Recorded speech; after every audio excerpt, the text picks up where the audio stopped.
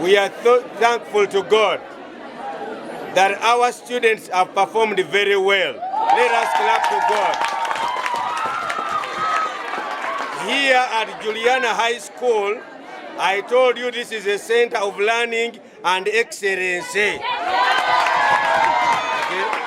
Live in excellence and hard work. Our motto is listen and learn. We are able to get 32 first grades and 50 for second grade. We want to thank God. Twagala okwebaza katonda kubanga abaana baffe bonna bayitidde waggulu kubira katonda mu ngalo. That's enabled me to perform well and I've got a first grade. Nebaza abasomesa banga basomeseza obulungi. Nebaza ne Juliana High School kubanga natandikira wano senior 1.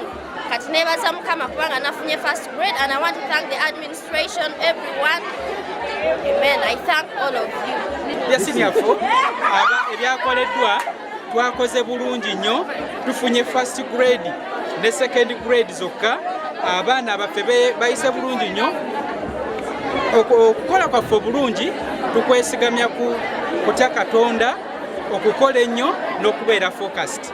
So nebaza nnyo abasomesa, abaana awamu n'abazadde abasobodde supporting abaana bano mu ssomero. Secondary school Mukono twebaza Mukama Katonda ebigezo bya omwaka 2022 ebyaffe byonna bikomyewo. Abaana baffe bakolera ddala bulungi. Best student waffe alina 9 aggregates out of 8. Era bamuyita Egedyapo mwana weri nakaseke wansi. Twebaza Mukama Katonda atusobozeseza okukola obulungi ennyo.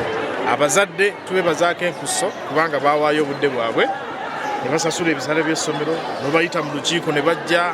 Mwaka gwali muzibu nnyo, sente zaali nzibu, naye abazadde bakolera wamu n'abasomesa n'abaana. Abasomesa tubebaza okufaayo ennyo ku baana, okulaba nti tebabakerekerera era okubeerawo ennyo kw'abasomesa obwo tusobozesezza okuyita obulungi ennyo.